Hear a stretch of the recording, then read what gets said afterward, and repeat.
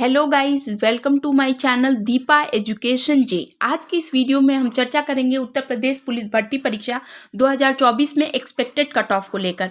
Video को last तक देखिए और जैसा कि थंबनेल में बताया गया है, जो बच्चे 1 महीने की तैयारी करके इन परीक्षा अटेम्प्ट किए हैं उनके लिए ये वीडियो बहुत ज़्यादा इंपॉर्टेंट होने वाला है। 4-5 पॉइंट होंगे, उस 4-5 पॉइंट में आप एक अनुमान लगा लीजिएगा कि आपके कितने क्वेश्चन सही हुए हैं और आपका सिलेक्शन कितने क्वेश्चन पर होगा। तो वीडियो को लास्ट तक देखिए। सेशन पसंद आए और पॉइंट्स पसंद आए, जो पॉइंट्स मैं बता रही हूँ पसंद आए तो प्लीज चैनल को लाइक कीजिए, सब्सक्राइब कीजिए, शेयर कीजिए।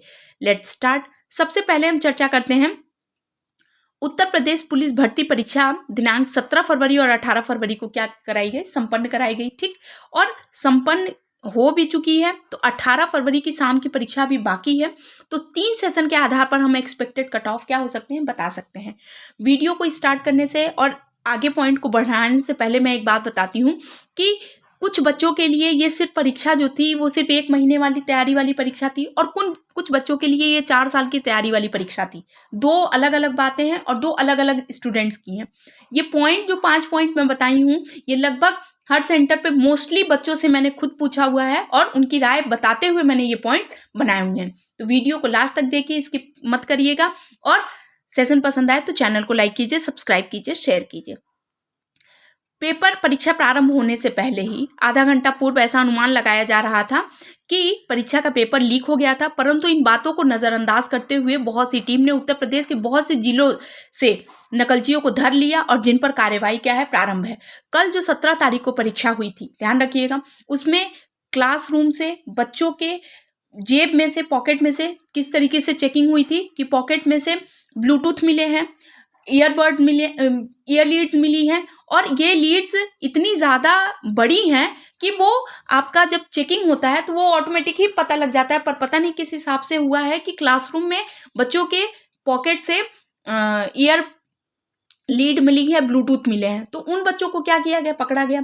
इसके अलावा सिर्फ एक बच्चे के पकड़ने से पूरी गैंग का पर्दाफाश हो रहा है। बहुत से गैंग इसमें जो सॉल्वर गैंग बैठे हुए थे, जो परीक्षा के को पहली तरीके से आउट किए हैं, पेपर लीक किए हैं या जो भी रीजन हो, जिस भी रीजन के वजह से ये सारी चीजें आई हैं, कल के पेपर्स में ये सारी चीजें पता लगी थी कि इतने लोगों को पकड़ा गया है। अभी शाम का पेपर होना बाकी है। इसके आधार पर हम आपको एक बात और बताते हैं कि 17 तारीख की परीक्षा 18 की अपेक्षा थोड़ी सामान्य थी, ऐसा बच्चों ने ही बताया है। और 18 की परीक्षा का पेपर का पैटर्न की बात करें तो टफ था, टफ टू मॉडरेट था, यानी मॉडरेट भी क्वेश्चन थे और टफ भी थे। तो ध्यान रखिएगा, ये सारी चीजें बहुत इंपॉर्टेंट है। लेकिन जो भी बच्चे पकड़े गए हैं उनको टीम ने पकड़ा हुआ है और उन पर कार्रवाई क्या कर दी गई है, प्रारंभ की जा चुकी है। ठीक, पेपर के पैटर्न की बात करें तो पेपर का पैटर्न जब हम बात करते हैं तो पेपर का पैटर्न जो था वो मॉडरेट टू टफ था, यानी सामान्य विषय पर समान प्रश्न नहीं दिए हुए थे।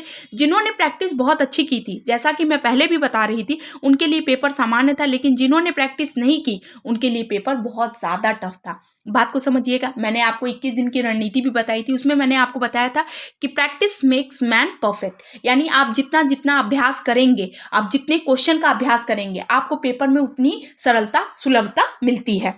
क्या हुआ कि पेपर जो रीजनिंग के क्वेश्चन थे वो काफ़ी लॉन्ग थे और उन लेंदी क्वेश्चन को पढ़ने में आपका क्या हो रहा था, टाइम निकल रहा था। और ना सिर्फ टाइम निकला है, और क्वेश्चन जो आते हुए भी क्वेश्चन थे उस पर क्या हो जाती है, हड़बड़ी हो जाती है और आते हुए प्रश्न भी आदमी थोड़ा सा माइंड मेकअप नहीं कर पाता है और क्या करता है, गलत कर देता है या वहां तक नहीं पहुंच पाता है। इसके लिए मैं पहले भी बता रही थी कि आप प्रैक्टिस करिए, जितना प्रैक्टिस आप करेंगे उतना आप परफेक्ट बनेंगे। ठीक है, ये सारी चीजें मैंने आपको पहले भी बताई थी और ये सारी चीजें आपके लिए परीक्षा के लिए बिल्कुल रामबाण सिद्ध होती हैं, जो प्रैक्टिस बहुत ही अच्छा करके परीक्षा में गए थे। ठीक, अब देखिए, लगभग 50 से 55 लाख आवेदन किए गए हैं और ये सिर्फ एक ऐसा डाटा है जो सिर्फ अखबार के माध्यम से पता लग रहा है, जबकि अगर ओवरऑल बात करें तो ये कम से कम 60 लाख फॉर्म ज्यादा डाले गए हैं। और इस भर्ती परीक्षा में प्रारंभ से की गई तैयारी के माध्यम से जो अभ्यर्थी इस परीक्षा में शामिल हुए हैं, कठिन जो परिश्रम कर रहे थे, उनके लिए पेपर सिलेक्शन का टाइम लेकर आया हुआ। लेकिन जिन बच्चों ने सिर्फ 1 महीने की तैयारी में ये परीक्षा दी है उनके लिए ये पेपर भी टफ था। और क्या था, उनके लिए सिलेक्शन थोड़ा सा मुश्किल हो सकता है। क्यों? क्योंकि पेपर क्या आ रहा था, टफ आ रहा था। एक बार फिर से समझिएगा इन बात को कि मैं आपको एक बार फिर से बता रही थी कि जो भी बच्चे, दो तरीके के बच्चे होते हैं और दो तरीके की परीक्षा देने का एक तरीका होता है। कुछ बच्चों के लिए सिर्फ टारगेटेड एग्जाम था, यूपीपी 4 साल से भर्ती नहीं आई थी, तो कुछ बच्चों के लिए वो 4 साल की मेहनत थी जो इस बार आई है और बच्चे दिए हैं। और कुछ बच्चों के लिए सिर्फ जो हर बार हर लगातार परीक्षा दे रहे थे उनके लिए सामान्य तरीके से जिन्होंने दी, एक वो बच्चे होते हैं। तो वो किस तरीके वाले बच्चे हैं, किस तरीके के, आप 4 साल की तैयारी करने वाले स्टूडेंट कैटेगरी वाले हैं, या आपने सिर्फ 1 महीने की स्ट्रेटेजी बना के आपने तैयारी करके दी है, तो आप ये खुद इन चीज़ों को निर्धारित करिए कि आप कौन वाली कैटेगरी में हैं। यानी आपने जो 1 महीने की तैयारी वाले हैं या 4 साल से तैयारी जो कर रहे थे उनके लिए हैं। क्योंकि तैयारी का जो एक तरीका होता है, आप ये परीक्षा दीजिए, वो परीक्षा दीजिए, वो परीक्षा से नहीं होता कि कोई एक टारगेटेड परीक्षा होती है जिसके लिए आप तैयारी करते रहिए, अच्छे से एग्जाम दीजिए। बाकी आप परीक्षा देने के लिए कोई भी परीक्षा देते रहिए, लेकिन एक परीक्षा जो होती है वो टारगेटेड होती है। तो जिन स्टूडेंट के लिए ये परीक्षा टारगेटेड थी उनका सिलेक्शन इस बार आप तय मानिए। ठीक, अब आगे 5वें पॉइंट पर, लास्ट पॉइंट पर चर्चा कर लेंगे कि अभी प्रारंभिक तौर पर बात करें, क्योंकि मैंने आपको बताया कि शाम का सेशन बाकी है, तो बच्चों ने 120 प्लस प्रश्न किए हैं, उनका सिलेक्शन हो जाएगा। अब ये बात पे भी डिपेंड करता है कि परीक्षा समाप्ति के कगार पर कितने व्यक्ति और पकड़े गए हैं, और उनके आधार पर ये बातें तय करी जाएंगी कि एक्सपेक्टेड कट ऑफ जो होगा वो 120 प्लस क्वेश्चन पर होगा। क्यों 120 प्लस प्रश्न जाने की ये संभावना हम आपको बता रहे हैं? क्यों? क्योंकि आप ये समझिए कि ऐसे बच्चे जो होते हैं, 120 प्लस वाले जो बच्चे होते हैं, ये 4 साल वाले बच्चे होते हैं जो तैयारी ही यूपीपी की कर रहे थे और जिन्होंने प्रैक्टिस बहुत अच्छी तरीके से की हुई थी। क्योंकि आज समझ लीजिए 70% से 75% बच्चों ने यही बात बताई कि मैम पेपर लेंदी था और पेपर को सॉल्व करने के समय में क्या लग रहा था, टाइम लग रहा था, इसलिए इतना टाइम निकल गया और हम आते हुए प्रश्न भी हम नहीं देख पाए या नहीं कर पाए। तो ये सारी चीज़ें तय थी और ये सारी चीज़ें आज हुई हैं। तो वीडियो का बनाने का मेन उद्देश्य यही था कि आप अपने आप को बिल्कुल जस्टिफाई करिए कि आप कौन वाले कैटेगरी में थे, 1 मंथ की कैटेगरी वाले थे या 1 टारगेटेड एग्जाम वाले थे या 4 साल वाले थे।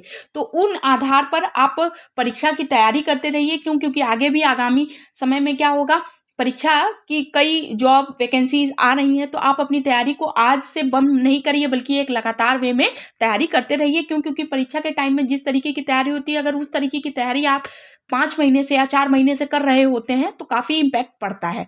तो आई होप आपके लिए वीडियो बहुत ज़्यादा इंपॉर्टेंट होगी। सेशन पसंद आए, पॉइंट्स पसंद आए तो प्लीज़ चैनल को लाइक कीजिए, सब्सक्राइब कीजिए, शेयर कीजिए। Thank you so much.